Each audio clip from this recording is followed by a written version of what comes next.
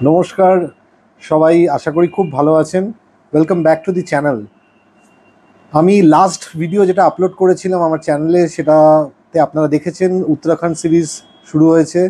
কলকাতা থেকে ঋষিকেশ পৌঁছানোর গল্প ছিল, এবং নেক্সট এপিসোডে আমি বলেইছিলাম যে ঋষিকেশ থেকে আমরা যাব বদ্রীনাথ।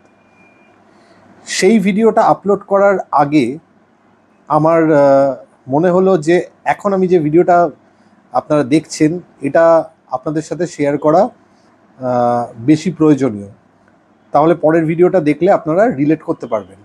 কারণ বদ্রীনাথে আমার সাথে একটি স্ক্যাম হয়েছিল, যে স্ক্যামটা বিষয়ে আলাদা করে আপনাদেরকে বলাটা আমার মনে হলো দরকার। অনেক ধরনের স্ক্যামই তো আজকাল চারদিকে হচ্ছে। সত্যি কথা বলতে গেলে আমার সাথে আগে কোনোদিন কোনো ধরনের ফিনান্সিয়াল ফ্রড বা কোনো ধরনের স্ক্যাম ফর্চুনেটলি হয়নি।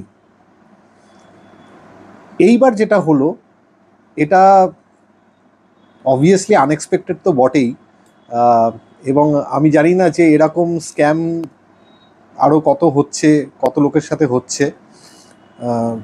তো আমার মনে হয় যে এই ব্যাপারটা, আমার যে এক্সপিরিয়েন্সটা হয়েছে সেটা আপনাদের সাথে শেয়ার করাটা দরকার, যাতে এই ধরনের স্ক্যাম থেকে আপনারা নিজেদেরকে পরবর্তীকালে বাঁচাতে পারেন এবং সাবধানতা অবলম্বন করে চলতে পারেন। এই স্ক্যামটা বেসিক্যালি একটা হোটেল স্ক্যাম। আমি ঋষিকেশে ছিলাম 29th অফ সেপ্টেম্বর। আমার প্ল্যান ছিল 30th of September Badrinath check in করবো, 30th থাকবো, 1 তারিখে থাকবো, এবং 2 তারিখে বদ্রীনাথ থেকে বেরিয়ে আমরা চলে যাব যোশীমঠ। তো 29 তারিখে আমি ঋষিকেশে বসেই বদ্রীনাথের হোটেলস খোঁজা শুরু করি অনলাইনে, কারণ আমাদের আগে থেকে কোনো বুকিং ছিল না। আমি যখন হোটেলস দেখছিলাম আমার ক্রাইটেরিয়া মেন এটাই ছিল যে হোটেলটা যাতে মন্দিরের যতটা সম্ভব কাছাকাছি হয়, কারণ সাথে মাও রয়েছে আর মন্দিরে যাতায়াত করতে সুবিধে হবে, এবং অ্যাট দ্য সেম টাইম হোটেলটা যাতে একটু পরিষ্কার পরিচ্ছন্ন, বেসিক হাইজিন যেরকম থাকে সব কিছু যাতে ঠিকঠাক থাকে। তো সেটা আমার মেন ক্রাইটেরিয়া ছিল। বিভিন্ন ওয়েবসাইট চেক করতে করতে আমি দেখি যে একটা হোটেল যেটার নাম ছিল টেম্পল ভিউ বদ্রীনাথ হাউস, এই হোটেলটা লিস্টেড রয়েছে expedia.com এবং hotels.com-এ, এবং রিভিউ দেওয়া ছিল, অল্প কিছু রিভিউস ছিল, সব ভালোই ছিল। এবং আমি গুগল ম্যাপে চেক করি যে হোটেলটার অ্যাকচুয়াল ডিস্টেন্স মন্দির থেকে কতটা, এবং দেখি জাস্ট 50 মিটার মতন, উইচ ওয়াজ প্রিটি গুড। কারণ বাকি যা যা হোটেলস দেখছিলাম সেগুলো বেশ কিছুটা দূরে ছিল মন্দিরের মেন যে লোকেশন সেখান থেকে 700 মিটার, 800 মিটার বা 1 কিলোমিটার দূরে। এটার লোকেশনটা বেশ কনভিনিয়েন্ট ছিল। এবং expedia.com বা hotels.com দুটো বেসিক্যালি একই গ্রুপ ওন করে, এক্সপিডিয়া গ্রুপ পেরেন্ট কোম্পানি। তো ওই দুটোতেই লিস্টেড ছিল, এবং আমি দেখলাম যে আমার দুদিনের ওখানে খরচা পড়ছে টোটাল 6,270 টাকা, inclusive of taxes and everything. আমাকে ওখানে পে করতে বলছে বুক করার জন্য 5,670 টাকা, বাকি 600 টাকা লেখা রয়েছে পেয়েবেল অ্যাট প্রপার্টি। তো আমি ভাবি যে ঠিক আছে, কোনো অসুবিধা নেই। তো আমি আমার ব্যাংকের ক্রেডিট কার্ড ইউজ করে পেমেন্টটা কমপ্লিট করি, এবং আমার কাছে সাথে সাথে ইমেল কনফার্মেশন চলে আসে, বুকিং কনফার্মেশন রিসিট যেটা, সেখানে সব কিছু ওকেই ছিল। এবং ওখানে একটা ফোন নাম্বারও দেওয়া ছিল, যেটাতে বলা ছিল যে ওদের চেক ইন টাইম দুপুর 2টো। স্ক্রিনে দেখতে পাচ্ছেন ইমেলে আমার কাছে যে কনফার্মেশন এসেছিল তার মধ্যে দেওয়া ছিল এই ফোন নাম্বার 7022476100। তো ইনকেস যদি ডিলে হয় বা কিছু কখনো পৌঁছাতে, তো ফোন করে হোটেলকে ইনফর্ম করে দেওয়া যেতে পারে যে আমি আসছি, চেক ইন করবো, একটু লেট হবে। তো পরের দিন আমরা যখন ঋষিকেশ থেকে যাত্রা শুরু করি ভোরবেলা, যোশীমঠ পৌঁছতে পৌঁছতে প্রায় দুপুর 2টো 2:30 হয়ে গেছিলো। এবং তখন আমি ওখান থেকে ঠিক করি যে ওই নাম্বারে ফোন করে আমি ওদের ইনফর্ম করে দেবো যে আমার বদ্রীনাথ পৌঁছতে 4:30 বা 5টা হয়তো হবে। আমি ফোন করি এবং ওনারা ফোনটা রিসিভও করেন। করে ওনারা কনফার্ম করেন যে হ্যাঁ আমার বুকিং আছে, কোনো অসুবিধা নেই চলে আসতে। নাও কামস দ্য শকিং পার্ট। আমি বদ্রীনাথ পৌঁছাই লোকেশানে, আমার রেন্টেড গাড়ি ছিল, আমি আর মা ছিলাম। লোকেশানে পৌঁছে দেখতে পাই যে ওই হোটেলটা ওখানে এক্সিস্ট করে না। প্রথমে আমি ভাবি যে হয়তো আশেপাশেই কোথাও একটা হবে, হোটেলটা আছে।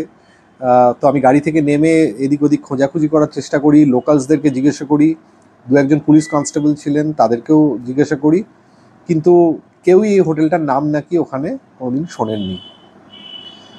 তো ততক্ষণে আমি রিয়েলাইজ করে নিয়েছি যে এটা প্রবাবলি একটা স্ক্যাম। কিন্তু আমার কাছে আশ্চর্যের বিষয় এটাই ছিল যে expedia.com বা hotels.com এত রেপিউটেড একটা অনলাইন প্ল্যাটফর্ম হোটেল বুকিংয়ের, সারা পৃথিবীর হোটেল বুকিংস হয় ওখান থেকে, সেখানে এরকম একটা প্রপার্টি কী করে লিস্টেড থাকতে পারে যেটা অ্যাকচুয়ালি এক্সিস্ট করে না। তো ওই মুহূর্তে আমার মেন কনসার্ন ছিল আগে একটা অন্য কোথাও চেক ইন করা, কারণ সাথে মা রয়েছে, অনেক লাগেজ ছিল। তো ওই লোকেশানেই, যে লোকেশানে আমার এই প্রপার্টিটা থাকার কথা, সেখানে হোটেল নীলকণ্ঠ সদন বলে আরেকটি হোটেল ছিল, যেখানে আমি অ্যাকচুয়ালি ফাইনালি চেক ইন করি, আর সেখানেই দুদিন ছিলাম। সেটার ডিটেল ভিডিও যখন এর পরের যে উত্তরাখণ্ড সিরিজের এপিসোড আসবে সেটাতে আপনারা দেখতে পাবেন। তো ফর্চুনেটলি সেখানে জায়গা পেয়ে যায় এবং সেখানে চেক ইন করি, কিন্তু এই হোটেলটি ওখানে ছিল না। এবং আমি ওই লোকেশনে পৌঁছে আমি অন্তত 10 বার বিভিন্ন নাম্বার থেকে ট্রাই করেছি, ওই যে ওনাদের যে ফোন নাম্বার দেওয়া ছিল সেখানে কন্ট্যাক্ট করার, কেউ ফোনটি রিসিভ করেননি, বিং হচ্ছিল, কেউ রিসিভ করেননি। এবং আমি পরে আবার সন্ধেবেলা বেরিয়ে আশেপাশে প্রচুর লোকজনকে জিজ্ঞাসা করি যে এই নামে কোনো হোটেল এখানে আছে কিনা বা আশেপাশে আছে কিনা, কিন্তু না, ওই হোটেলটি ওখানে কোনো অস্তিত্বই নেই। তারপরে আমি যেটা করি, আমার ব্যাংকে আমি ইনফর্ম করি যে এরকম একটা ট্রানজ্যাকশন হয়েছে, এবং আমি ব্যাংকে বলি যে ট্রানজ্যাকশনটা ফ্রডুলেন্ট নয়, ট্রানজ্যাকশনটা অ্যাবসলিউটলি লিগাল ফিনান্সিয়াল ট্রানজ্যাকশন, কারণ আমি অথেন্টিকেট করেছি ওটিপি দিয়ে। বাট দি মার্চেন্ট বা যে সার্ভিস প্রোভাইডার এখানে hotel temple view Badrinath house, that's a false identity, এনারা নন এক্সিস্টেন্ট, ফ্রড করছেন। তো ব্যাংক থেকে আমাকে যথেষ্ট সাপোর্ট করা হয় এবং একটা ওরা কমপ্লেন নেয় এবং আমাকে বলে যে একটা ইনভেস্টিগেশন হয়তো হবে ওনাদের এন্ড থেকে, এবং প্রবাবলি আমি হয়তো রিফান্ড পেলেও পেতে পারি। এবং ব্যাংক থেকে আমাকে তার 2-3 দিনের মধ্যে একটা টেম্পোরারি ক্রেডিট অ্যাকাউন্টে দিয়ে দেওয়া হয় ওই অ্যামাউন্টের, যেটা আমি পে করেছিলাম 5670 রুপিসের। গতকাল আমি hotels.com-এর অনেক কষ্টে hotels.com-এর কাস্টমার কেয়ারের নাম্বার জোগাড় করে তাদেরকে কন্ট্যাক্ট করি। অনেক কষ্টে এই কারণে বললাম, কারণ ওনাদের ওয়েবসাইটে অ্যাপারেন্টলি কোনো কাস্টমার কেয়ার নাম্বার দেওয়া নেই। সাপোর্ট বলে একটা অপশান আছে, সেখানে গেলে চ্যাট সাপোর্ট আসে। চ্যাট সাপোর্টে একজন এক্সিকিউটিভ আমাকে বললেন যে এই পুরো ব্যাপারটা শোনার পরে আমি তাকে চ্যাটে লিখে জানালাম যে এই হয়েছে আমার সাথে। তো তিনি বলেন যে তিনি কিছু করতে পারবেন না, আমাকে উনি একটা নাম্বার দেন, সেই নাম্বারে আমাকে ফোন করতে বলেন। এর আগে আমি expedia.com এবং hotels.com-এর এই পার্টিকুলার হোটেলটি রিভিউ সেকশনে গিয়ে পুরোপুরি ফিডব্যাক দিয়ে আমি লিখি যে এরকম একটা ফ্রড লিস্টিং হয়ে রয়েছে ওনাদের সাইটে, বাট আমি কোনো রেসপন্স পাইনি। এবং আমি গুগলেও রিভিউ দিয়েছি, গুগল ম্যাপেও গিয়ে রিভিউ দিয়েছি। গুগল ম্যাপে মোস্ট প্রবলি এখন এই লিস্টিংটা সরে গেছে, মানে গুগল ম্যাপে এটা শো করছে না, অ্যাটলিস্ট আমি কালকে যা দেখলাম, কিন্তু আগে ছিল এটা। আমি জানি না কী করে গুগল ম্যাপে এটা লিস্টেড হয়েছে, হোয়াট এভার। তো যাই হোক, কালকে আমি hotels.com-এ ফাইনালি যখন কাস্টমার কেয়ারে কানেক্ট করি, তো আমাকে কাস্টমার কেয়ার এক্সিকিউটিভ বলেন যে উনি সবটাই বুঝতে পারছেন, অ্যাপোলোজাইজ করেন যেরকম ফর্মালি করে থাকেন আর কি কাস্টমার কেয়ার এক্সিকিউটিভরা। তো কিন্তু উনি বলেন যে উনি হোটেল প্রপার্টিকে কন্ট্যাক্ট করে আগে ব্যাপারটা ভেরিফাই করবেন। তখন আমি তাকে বলি যে প্রবলেমটা এটাই যে আমি আমিও তো হোটেল প্রপার্টিকে কন্ট্যাক্ট করেছিলাম যোশীমঠ থেকে, তখন ওনারা ফোনটা রিসিভ করেছিলেন, কিন্তু লোকেশনে পৌঁছে আমি দেখি যে হোটেলটা নেই এবং কেউ ফোনটা রিসিভও করেননি। আমি সেটা ওনাকে বোঝানোর চেষ্টা করি, কিন্তু উনি বলেন না, আমাদের প্রোটোকল অনুযায়ী কন্ট্যাক্ট করতে হবে প্রপার্টিকে, এবং ওনারা নাকি রিকোয়েস্ট করবেন আমাকে রিফান্ড করার জন্য টাকাটা। তো কিছুক্ষণ আমাকে হোল্ডে রাখেন এবং তারপরে আমাকে ইনফর্ম করেন যে হোটেল প্রপার্টির সাথে কথা হয়েছে, এবং হোটেল যে এই temple view Badrinath house so called hotel, তারা hotels.com-কে বলে যে আমি নাকি সেদিন ওখানে গেছিলাম এবং ওনাদেরকে গিয়ে আমি ইনফর্ম করেছি যে আমার মেডিকেল এমার্জেন্সি আছে, তাই জন্য আমি চেক ইন করতে পারছি না। ব্যাপারটা এতটাই হাস্যকর, আমি এক্সিকিউটিভটিকে বললাম যে আমার যদি মেডিকেল এমার্জেন্সি সত্যিই থাকতো আর আমি চেক ইন করতে না পারতাম, তাহলে আমি সেটা কি হোটেলে গিয়ে আমি বলবো যে আমার চেক ইন করতে আজকে প্রবলেম রয়েছে এই কারণে? আমি ফোনেই ইনফর্ম করতে পারি, ফোনটাই ওনারা রিসিভ করেননি, আর হোটেলটা নন এক্সিস্টেন্ট। তো তখন আমার সাথে এই এক্সিকিউটিভ আর্গিউ করেন যে না, আমরা দেখতে পাচ্ছি এটা লিস্টেড রয়েছে, বিভিন্ন ওয়েবসাইটেই লিস্টেড রয়েছে। আমি তখন এই এক্সিকিউটিভকে বলি যে that exactly is the problem, যে কারণ এটা এখনও লিস্টেড রয়েছে এবং লোকেরা ভাববে যেটা অ্যাকচুয়ালি এক্সিস্টিং একটা হোটেল, যেরকম আমি ভেবেছি এবং আমি স্ক্যামড হয়েছি। এবং that is the very reason আমি ওনাদেরকে রেজ করছি এই কনসার্নটা, যাতে এটাকে ডিলিস্ট করা হয় এবং ওরা যাতে প্রপারলি ইনভেস্টিগেট করে ফিজিক্যালি ভেরিফাই করে দেখেন যে অ্যাকচুয়ালি ওই জায়গায় এই ধরনের কোনো, এই নামের কোনো হোটেল এক্সিস্টই করে না। যাই হোক, তারপরে আমাকে এক্সিকিউটিভটি বলেন যে ওরা কমপ্লেন আমার থেকে নিয়ে নিচ্ছেন, এবং আমি বলি যে আমার রিফান্ডের ব্যবস্থা করতে। তখন এই hotels.com-এর ওই পার্টিকুলার এক্সিকিউটিভ আমাকে বলেন যে না, হোটেল প্রপার্টি রিফান্ড করতে পারবে, এবং তারা বলেছে যে আমি যেহেতু ওনাদের ব্যাপারে ব্যাড মাউথিং করছি, গুগলে গিয়ে রিভিউ দিয়েছি, গুগল ম্যাপে রিভিউ দিয়েছি, hotels.com এবং expedia.com-এর সাইটে রিভিউ দিয়েছি যে এরা ফ্রড, তাই জন্য ওনারা আমাকে রিফান্ড করতে পারবেন না। আমি জানি না এটা কী ধরনের পলিসি। তো যাই হোক, আমি তখন তাকে বলি যে আমি ওর সুপারভাইজারের সাথে কথা বলতে চাই।